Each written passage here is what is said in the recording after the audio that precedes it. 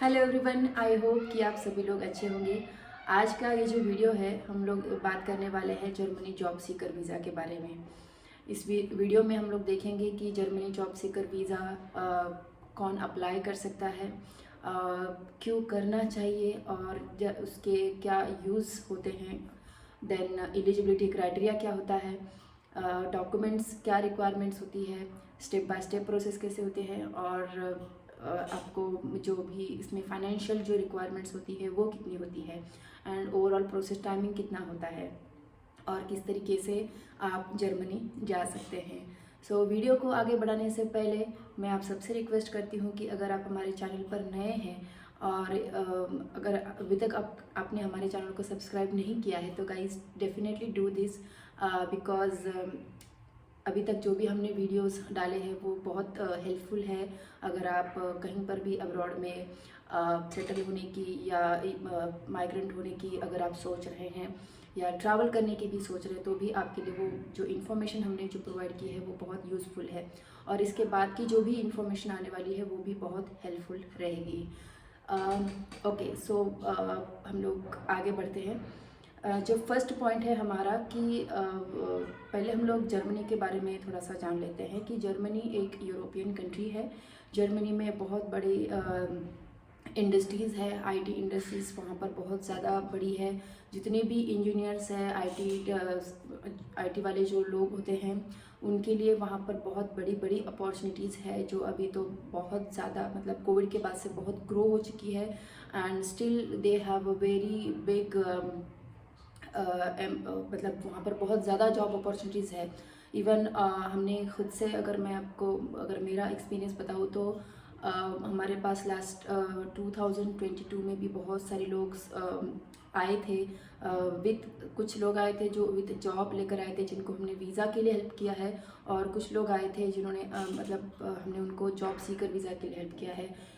तो अगर आपके पास जॉब ऑफर लेटर है तो आप जॉब हमारे कंपनी के थ्रू आप वीज़ा के लिए हेल्प ले सकते हैं।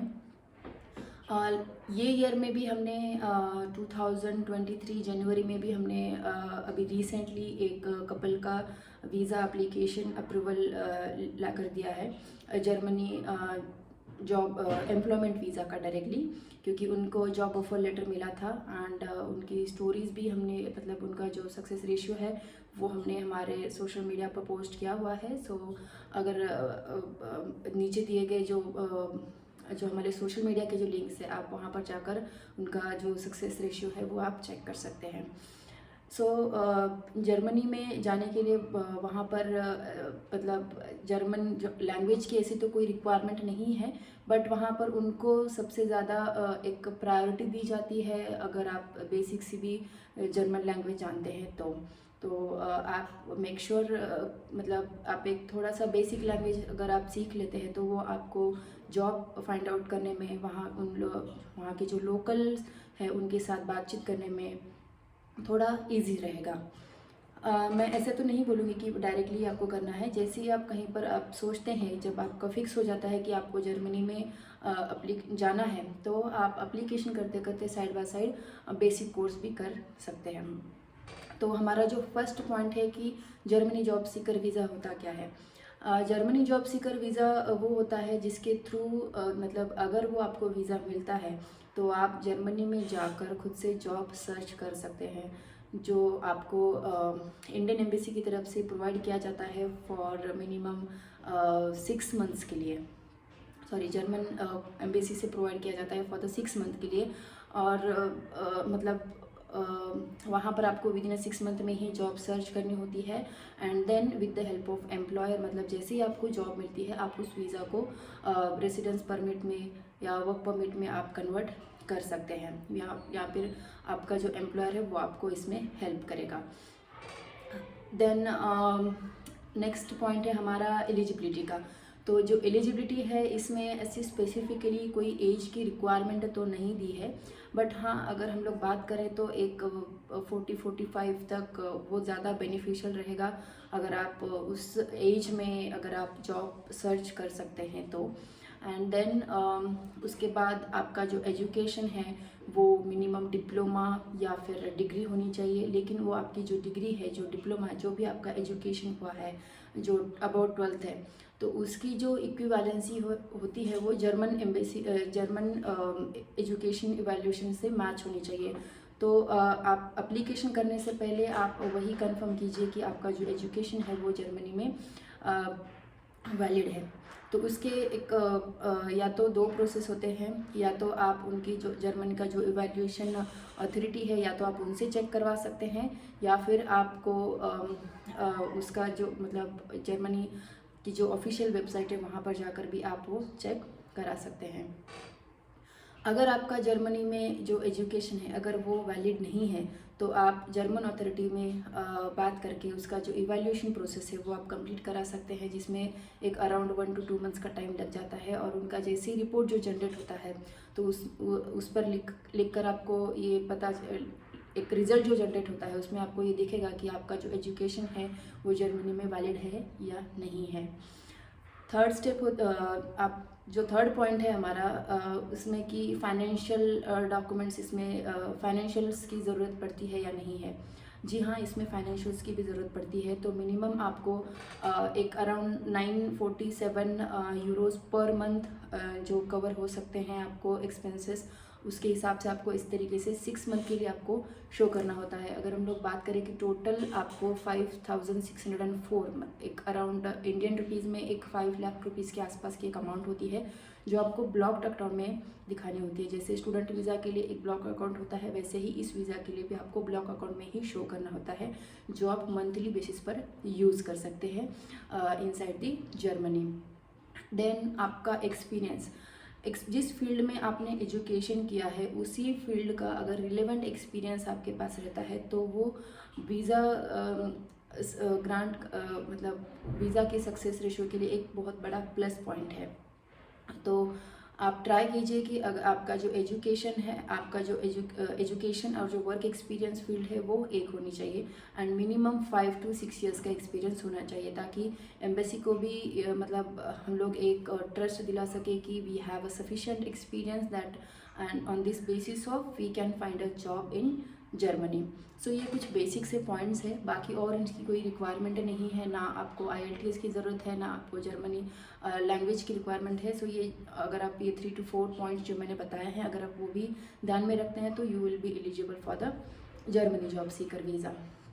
देन नेक्स्ट पॉइंट आता है डॉक्यूमेंट्स का। डॉक्यूमेंट्स इसमें लगते हैं जैसे आपका वैलिड पासपोर्ट है, आपके फ़ोटोग्राफ्स रहते हैं, फ़ोटो साइज़ जो हम लोग नॉर्मली किसी भी वीज़ा के लिए सबमिट करते हैं उसके 3 कॉपीज़ आपको लेकर जाने पड़ेंगे। देन उसके बाद जो मैंने आपको बताया था एक ब्लॉक्ड अकाउंट का पॉइंट, तो उसके डॉक्यूमेंट्स आपको लेकर जाने पड़ेंगे। देन आपके रहते हैं एजुकेशनल इवैल्यूएशंस के डॉक्यूमेंट्स, आपके ट्रांसक्रिप्ट्स। देन आप अगर मैरिड है तो आपका मैरिज सर्टिफिकेट लगेगा। देन उसके बाद आपके जितने भी अभी तक आपने कंपनीज़ में काम किया है उस कंपनी के सारे एक्सपीरियंसेस लेटर्स आपको लगेंगे।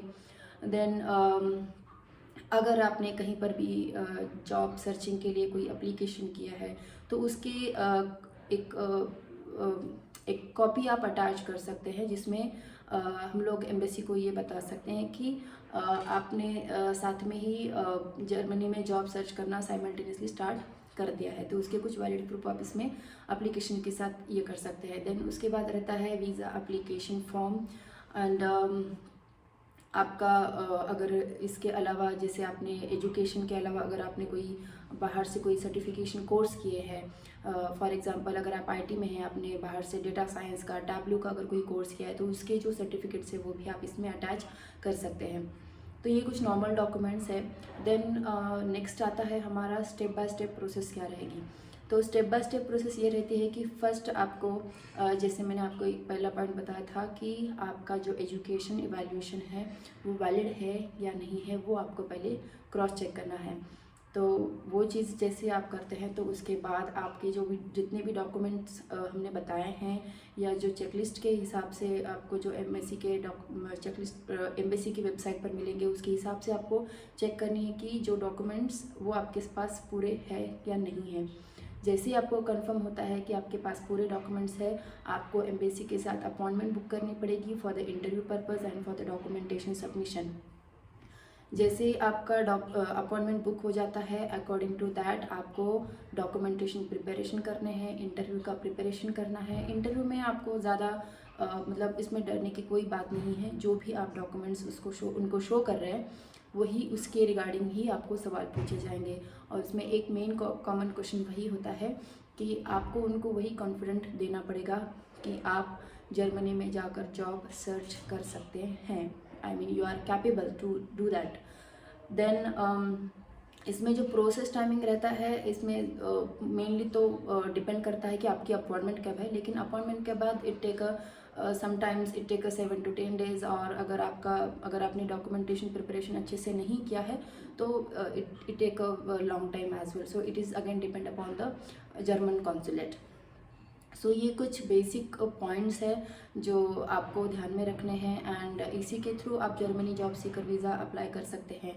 हाँ, लेकिन आपको ये भी ध्यान में रखना है कि अगर आपको कहीं से job offer letter, contract copy अगर ऑलरेडी आ चुकी है जर्मन एम्प्लॉयर से, तो आपको जर्मनी जॉब सीकर वीज़ा करने की कोई ज़रूरत नहीं है। आप यहाँ इंडिया से भी डायरेक्टली एम्प्लॉयमेंट वीज़ा के लिए अप्लीकेशन कर सकते हैं। अगर आपको offer letter, contract copy, other relevant documents visa के लिए अगर मिले हैं आपके जर्मन एम्प्लॉयर से, तो आप हमारे ऑफिस में विज़िट करके आप जर्मन एम्प्लॉयमेंट वीज़ा के लिए आपकी एलिजिबिलिटी चेक कर सकते हैं। क्योंकि जर्मन एम्प्लॉयमेंट के लिए भी आपको एक स्पेसिफिक सैलरी, एक अमाउंट होता है जो आपको एम्प्लॉयर ने प्रोवाइड करना चाहिए, तभी आप एम्प्लॉयमेंट वीज़ा के लिए वैलिड हो जाते हैं।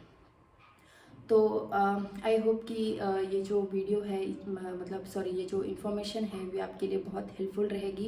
एंड आगे वाले जो भी इन्फॉर्मेशन रहेंगी वो मैं ट्राई करूँगी कि जर्मनी के रिलेटेड मैं आपके साथ शेयर कर सकूँ। एंड अभी रिसेंटली हमारे पास और भी 2 से 3 केसेस आए हैं, तो जैसे ही उनका काम ख़त्म हो जाता है I will try to share their experiences with you guys. And one more, I hope कि आपने अभी तक मेरे चैनल को सब्सक्राइब किया रहेगा। Okay, so thank you so much and have a great day.